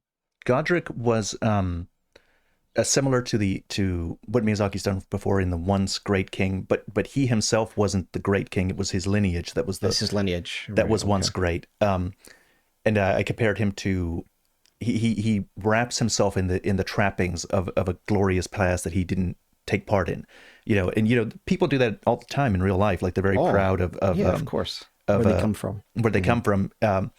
And so Godric wraps himself in this symbology, like the golden lion that represents Godfrey's strength and his lineage, and the axe, the double-headed axe that he uses.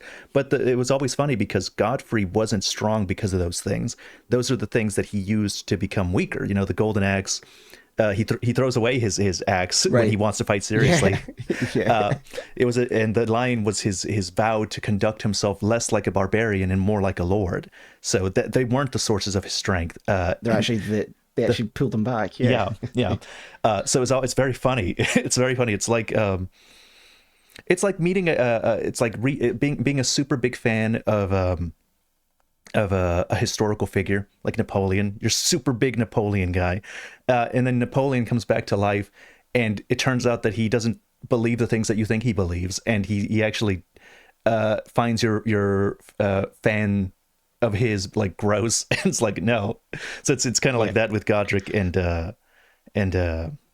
Godfrey. And I really like the way you put that. Actually, it's like Godric learns the wrong lessons from his lineage, and in fact, it's just the brutal fact that Godfrey was way stronger than Godric. Yeah, it was just that. It was that simple. It doesn't matter. It's that simple.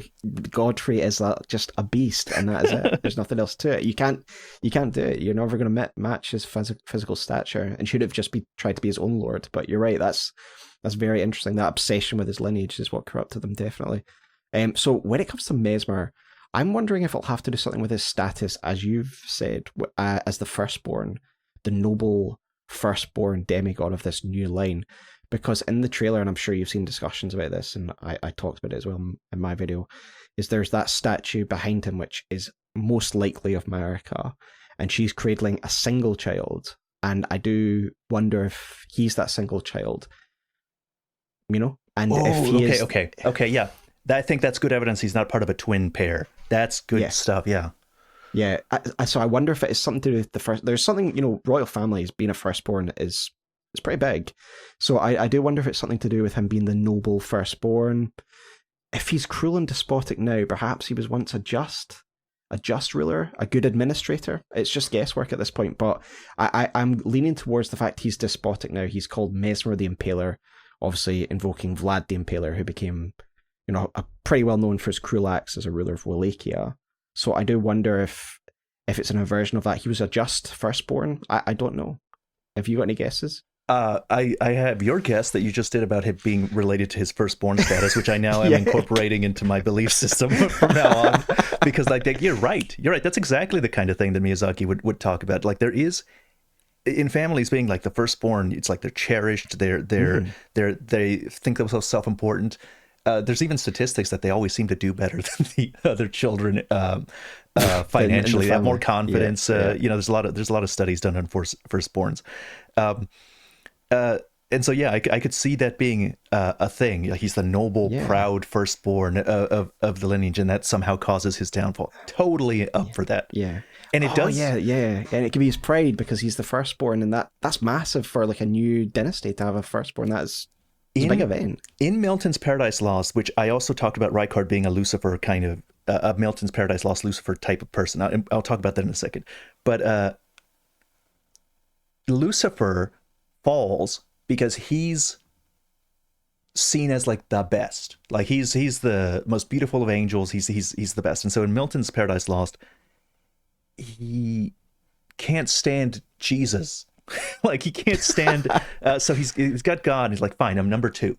God's number 1. Fine, I'm number 2. But now he's number 3. But I'm not going to be number 3. No, I'm not doing that shit. So Jesus is around and he's number 3. He's like, I'm not dealing with this. And so he rebels with all the other angels, and that's what causes him to fall. It's his inability to accept. It's actually a common trope, isn't it? That's the same thing with Melkor and Lord of the Rings and stuff like that. He's the best, but can't stand being second to Iluvatar. And for anyone listening who knows Warhammer, it's the same with Horus and the Horus Heresy of Warhammer. He's the first found, he's the best. Again, he betrays. So you're right, it definitely could be something along those lines. Yeah, that archetype, I think that was most popularized probably with Milton. Like, so I haven't actually read Paradise Lost. I probably should get around to it. But... It's a really good work. The thing is, he popularized a conception of Lucifer that he doesn't agree with, most likely, because Milton was a devout Christian. You know, he was writing Christian fan fiction essentially, but devout Christian fan fiction. Yeah. And in my Rykard video, I talk about how Rykard embodies this kind of noble rebellion against a tyrannical order. So, absolutely. Yeah. So absolutely. He's a recusant. You know, they're called recusant. They're someone that like no. I'm not going to follow that. Yeah, I reject that order. I don't. And so they're rebelling. And so it's very Lucifer-esque. And Milton didn't intend Lucifer to be like this Giga Chad figure of rebellion. Yeah. Yeah. He actually wanted them to be like. He's not actually a good guy. He's not actually the hero of the story. But a lot of people have interpreted it that way because he also made Lucifer very compelling in the story. He actually he gave him a lot of noble qualities as an angel, and he's charming and he speaks well, so people like Lucifer in Paradise Lost. And so it wasn't until Rykard fed himself to the serpent that it was revealed to his knights, because they didn't mind the heresy, they didn't mind the rebellion and the blasphemy. They minded when they realized he's just greedy. He's just being greedy, and he's his gluttonous appetite is what's driving him, and the thing he says is driving him is not actually what's driving him. And his inside becomes his outside at that point. And the knights even say, like, we actually thought his aim of rebellion was noble, pretty much, almost. So yeah, you're right. And even when you go to Volcano Manor, they present themselves as we're this rebel faction, the Golden Order. You know, they use us tarnished like cattle, and this is just the noble way of doing it. And then you get fed to a giant snake. So that's the underlying reality of it. And I've always loved that aspect of the Volcano Manor, the fancy interior that hides this really horrible secret, and they want you to get stronger, not so you can actually overthrow the Erdtree, but because you provide a better snack for Rykard to absorb. That's the whole point of you going out and taking other people's power. But yeah, sorry, I agree. I think the Messmer Firstborn thing could be a guess with the limited stuff that we've got, definitely. I also liked that his knights, Rykard's knights, were loyal to him, to the point that once he became a snake, they wanted to kill him so that he doesn't degrade himself any further. It's like they want to preserve as much of the memory of him as they can, so they go and find the Serpent Hunter, which is a spear that emits light, which evokes ideas of Michael's spear, Saint Michael's spear, as he attacks Lucifer. There's a lot of iconography of a great serpent being skewered by Michael, pinned down and skewered down. I really like Rykard's story and his knights.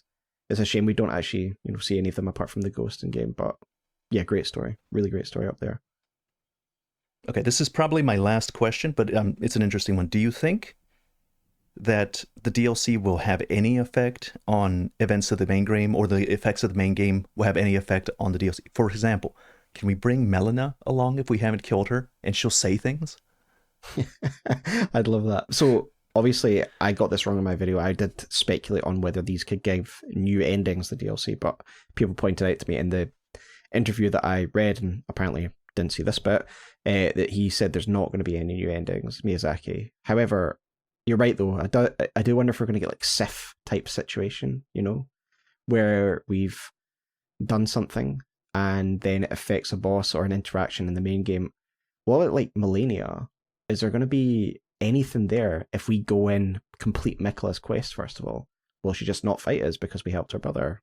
I don't know. I'd love to see something else to Malenia's story, because she is my favorite character, but there's something missing from her story, in my opinion, for one of the most powerful demigods, and her journey to resist the rot and everything like that. I just wish there was a little bit more. So I'd hope there's new interactions for Malenia and that storyline. You're right with Melina as well. There's got to be something there if we travel to a new world. Will she even be able to come with us? I presume so, if your theory is correct about the bodiless aspect. I would really hope so, because again, there's stuff missing from Melina, in my opinion. And there might be churches there. There might be churches there for her to to tell us to exposition dump. Yeah, please. I need more lore, Melina. I'm starving. Now I'm scared. I think I'm gonna have a playthrough where she's not burned yet, just in case. I'm gonna.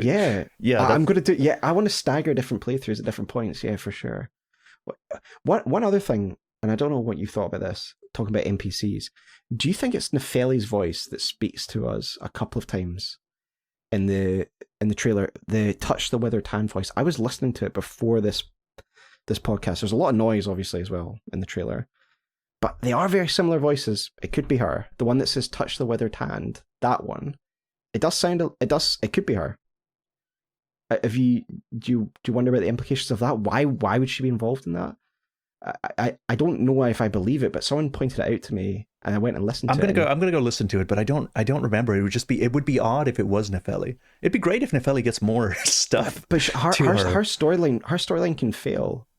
But I guess that just means it would fail in the DLC as well. Here's what I think here's the evidence, I think, that maybe it's not, because Miyazaki didn't say that it was a requirement for Nefeli to be alive to go into the DLC. And if she's telling you touch the withered hand, she's alive. Then, yeah. I mean, logic would say it has to be a new character that's directing us. It could be Mikola telling us to touch the withered hand, and then no, because Mikola, we're following Mikola. Yeah, we're following the person Mikola. said that it would see us there, and she says they'd follow us, basically, right? We'll see each other again. Miyazaki did say that there were other NPCs that were following Mikola, that are a bunch of people that are curious what the heck's going on. I guess we hear that other guy saying, I guess you're wondering as well why Kind Mikola is here, etc. But the voice does sound very similar. I don't know if it would work, because Nefeli's questline can fail. Of course, that could mean that she just doesn't show up in the DLC as well, and you miss that entire questline. But a very similar voice actor, otherwise, for sure. What about Gideon? Do you think Gideon? Oh man, I need Gideon. Oh, it has to. You're right. Actually, he has to, because he's very interested in all the knowledge. Like, he's got to know. And Mikola, and his investigation just kind of ends, just kind of dies. Okay. I never understood. Mikola. Oh well. Yeah. No. I'm just gonna stand here staring at a table. No, I won't accept that, Gideon. Go and investigate his body. Do something. I don't know. Yeah. You know, the thing with Gideon is, like, I've always seen him as literally being making fun of us, like you and me specifically, like making fun of lore people. Like he's hunched, he's got that lore posture, hunched over the table, looking at documents, trying to become all-knowing, trying to understand all the stuff and make sense of it. And apparently he finally comes to a conclusion at the end, which you think comes to the wrong conclusion. Comes to the wrong conclusion. So he does. He does. Yeah. And I think he's definitely us. Yeah. Yeah. He's always been. Miyazaki's always made fun of us. Like, he did it with Wilhelm, and he's like, every fleeing man must be caught, every secret must be unearthed. Such is the conceit of the so-called secret of truth. He's talking to us. True, man. Yeah, true. I think Simon, the bow guy in Bloodborne, says some similar lines when it comes to secrets and hunting secrets. But I love Simon. I'd love to be like him, man. Yeah. He's cool. He's a cool guy. I like Simon too. But I really think that Miyazaki's always like, oh, you lore people. He's like wagging his finger playfully at us whenever he makes people like Gideon. But he knows what he's doing. He's making his games for us to dive into. He knows what he's doing. But yeah, you're right. Gideon is just us. And yeah. But have you always thought his story kind of stops dead? And then the investigation into Mikola and finding all the evidence that he wants, I found that really interesting in my first playthrough. I was like, oh great, we're gonna learn some Mikola lore. And he's like, oh, Mikola's there, is he? Okay. Well, it makes more sense to me now. I know. It makes more sense to me now that Miyazaki said in one of his interviews where it's like, you know, it became clear this wasn't going to fit. Like, this wasn't going to fit. Yeah. It would just make more sense to release it as a DLC. There was just too much. Stuff wasn't going to fit. Yeah. And so there was stuff planned. There was a lot planned. And we know that Messmer probably was written by Martin, almost certainly. Yes. He was already a concept in Miyazaki's head long before Elden Ring came out. Yeah. And so given all that, it's like, okay, you know, I really think there was something that they were going for with Gideon. And they just didn't have time to finish it. So now, please finish it. Like, when I could do everything in that DLC and I come back, Gideon better have some nice long dialogue for me. Another spell. Yeah, he better not just just not one other spell in his fight. Oh no. God! Yeah, another spell to use. I guess he's some. Yeah, I really hope Gideon. You're actually spot on. I really hope his gets a little bit more of him giving us some really insightful commentary on Mikola, you know, instead of him apparently searching for Mikola, hunting down the Albinauric woman. He went through all that effort, and then when we find him, he doesn't care. He doesn't care. What is wrong with you? He's obsessed with the Albinauric woman. He's obsessed with the thing. He kills villages to figure it out. And then he's like, okay, well, that doesn't matter. If he's in his cocoon, I guess it's fine. Oh, right, so Mikola's the god of an Empyrean's there for me to study. Right. I'm just going to stand here while this place burns. Oh, yeah, I really hope that gets fixed. That'd be really interesting, definitely. I don't think there's any other NPC. I feel like in general the NPC questlines are quite good in Elden Ring, but that one, you're absolutely right, that really stands out as pretty egregious. I would really like that to have some kind of resolution. What do you not think it's it was always a foregone conclusion, right, that it was going to be a DLC about Mikla. Did you not think in your first playthrough when you killed Moog, not even with Gideon, when you killed Moog, you conquered Mogwin Palace, that room that's got such an interesting scene in it is just so empty? Yeah, no, I didn't even think it was going to be DLC. I thought I was missing something. It's like there must be an item I need to access something Mikula related here. It's like this is just I went and I go and Mikula got taken out of his cocoon. He's brought here. I'm looking at the scene. It's like there must be something. But then like a month went by and I finished the game. And it's like I guess not. There's no secrets. I guess there isn't. Watching Ziostorm's videos to see if someone's able to get inside the egg, but it was so. Yeah, it was so obvious, like that stuck out so much, the fact that Mikla's storyline's not there. And he was always one of my favourite characters in my first playthrough, but it just didn't feel complete. And so I'm really glad they're addressing Mikla and Marika, and even more the Erdtree. Those are maybe the three things that are definitely the most opaque that need some resolution. So I'm really happy with the direction they're going in general. Is there any other thing in it that you think they're going to touch on, and maybe like is there anything that you would want them to touch on, like maybe the Godskins, like something that you don't think maybe got enough elaboration? I'm okay with the Godskins where they are. I'm okay with them. I'm okay with the Godskins. I'm okay with the Gloam-Eyed Queen, even if we get no further evidence of who she is. I'm actually fine with her story.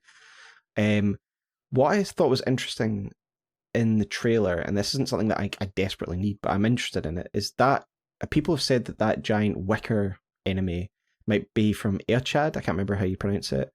The realm that the Elmer of the Briar's from. That would be interesting if this is actually Eochad, or we get more information on those lands. That would definitely be interesting. But it does seem like there is going to be a full culture that was obliterated that lived here.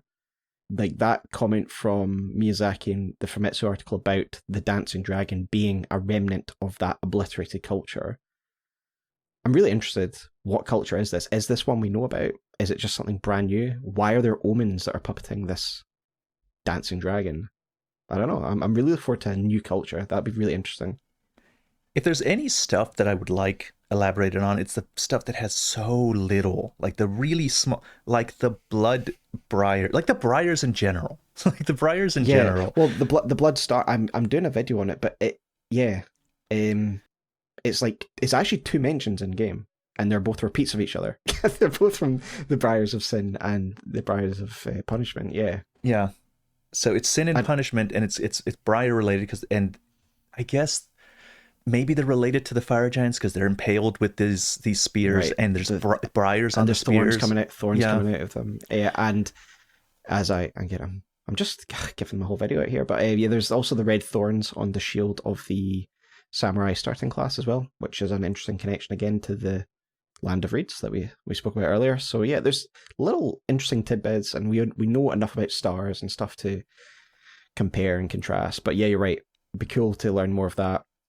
The Outer Gods, would you want to know more about their nature, or again, are you fine with the way they are? As I've avoided talking about like my crazy metaphorical things, but as I've often said, I really think that the Outer Gods are representative of belief systems. The Flame of Frenzy is a realization that life is not worth living based on the suffering of it. What I find odd about those that live in death is that I can't pinpoint. I want to know why exactly those that live in death are the meek and the many, as Fia calls them. What do they represent that would cause them to be oppressed? You know, they have to represent something that causes them to be the meek and the many. And if I could figure that out, like, I think I'd just be happy. I don't need... I think it's religious, isn't it? Is it not religious persecution? Yes, it's religious. Live in death. But I don't know exactly, word for word, real world what it is, but I think it's just, outcasts, those that are rejected by society, by religion. And you obviously have to see the brutal treatment by the hunters like D and his twin, whose name I can never remember. I agree. But I'm looking along the lines of something more specific. Why exactly is death and unlife associated with outcasts? Is more along the lines of like, why are those two concepts connected? I would get why suffering is connected to the idea that life shouldn't be worth living if people suffer so much. Like that makes sense to me. Why is undeath in this in-game mechanic tied to social outcasts and whose circumstances are the fault of there being a flaw in the order, a flaw in the system that causes them to exist. Why does that connect it to undeath specifically? So I feel like I'm missing something. I don't actually need like a bunch of stuff related to them. Like one dialogue line, like the way they did in Dark Souls 3. They just cracked the case wide open for everyone, basically, when they dropped the ring knight armor, and it said that there's a ring of fire that seals the humanity in the right, okay. In and then that solved everything. Like it was 5 years worth of debate, basically. Yeah. I get what you're saying. Yeah, maybe I don't know. Maybe thematically it's just an aesthetic thing, because the way they look, people are more easy to reject them and outcast them. When in fact, they're their own people with their own culture. And I don't know. It's a difficult one for sure. And it's an interesting topic though. I really like the storyline of Those Who Live in Death, and that was my first ending that I chose actually, just based on Fia's storyline and her dialogues and stuff. I really liked that. For sure. But are you disappointed there's no new endings, or you find that it's... No, I'm not. No, I'm not disappointed that there's no endings. But, here's an interesting thing. In one of the interviews, Miyazaki talked about how the DLC has its own ending. It says it has an ending, and it will be clear when you've hit the ending, because there'll be some change that happens that will make it obvious. Like that they worked hard on making it obvious that, okay, the DLC is cleared. And so at the final scene in the trailer, you see Miquella's hand rising up and doing something, and the tree's there, and you look at the background and you can't really see the veil, and it looks like maybe you should be able to see the veil based on this angle. Veil's gone. And so I was like, what if it returns? They decide to do something crazy, like something so unexpected that the land is back and it's put where I said that it was going to be, and maybe even if they don't let you walk on it, and you still have to teleport through graces, but you can see it there. Like you can see it from the lands between. You still have to warp there, but you can see it from Lanedale or whatever. And I'd be just be crazy. That would be crazy. Imagine they've done it. I wouldn't put it past them. You're right. If they say something's changed and we'll notice it, then the only things I can think of is the land, returning, and something changing with the Erd Tree. Those are the only two things. Because it looks like he's purifying the tree or healing it. Some light is happening there. Something's going on. We know that he's a force of purification, right? The unalloyed, and he shrives clean the hearts of men, etc. So I'm presuming he's going to purify some corruption. That's my broad strokes guess. And of some kind. I guess he's even more pure.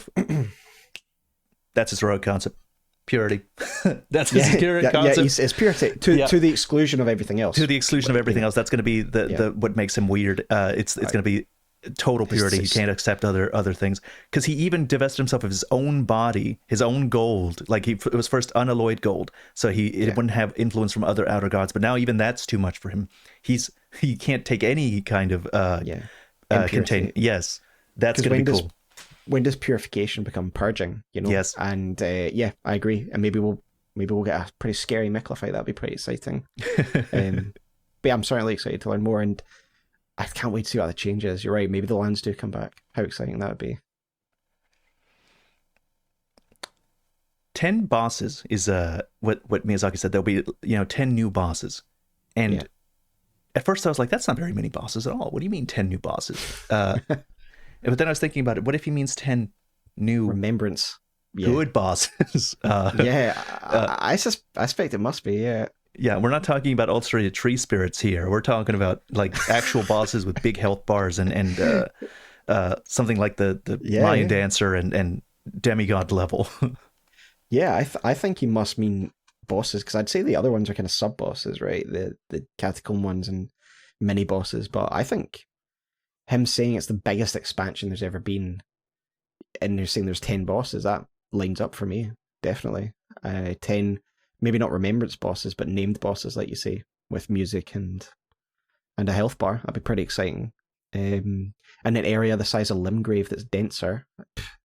I'm seeing a good 30, 40 hours at least for a playthrough of this. I mean, I think it's got to be more, because I spent 30, 40 hours in Limgrave itself. My first playthrough is wild, man. So long.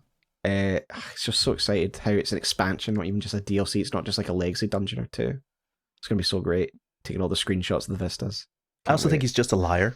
I think he's a liar Yeah, because he said 30 hours. I know. He said 30 hours for your first playthrough if you're just doing story things, and I'm just like, nobody spent 30 hours on a first playthrough. No way. No way you could do it in a lot shorter end. I'd say 70, 60, something like that. But yeah, no because way you don't 30 hours. Like you spent 30 hours just dying to things and running dying to Margit. Like, come on. Yeah, and then he said that thing, I presume you've seen it, where there's something in the game that we haven't discovered yet. So he's now, I don't know if he's even lying or if he's just getting... He's doing this. He could be doing the pendant thing again. It's a pendant thing all over again. I don't trust that bastard. Yeah, I'm not believing a word of it. I'm not getting distracted from my Bloodstar script. No way. No way. But yeah, very, very entertaining, as always, his interviews. But yeah, massive, man. Can't wait. It's going to be so exciting. Well, okay. We're about around the time where I said we should stop, so let's go ahead and do that. Do you have any other things you wanted to mention before we wrap up? No, just, very excited for a new world to explore and a new Demigod's lore. Definitely. That's it. All right. Perfect. Thanks for coming. Thank you very much for having me. It's been a delight to be back. Really enjoyed the chat. Thanks very much. Fellas, SmoughTown's YouTube will be linked in the description. Go give him a watch. He is very good. He's a great lore YouTuber. I'll see you all later. Thank you all very much for listening.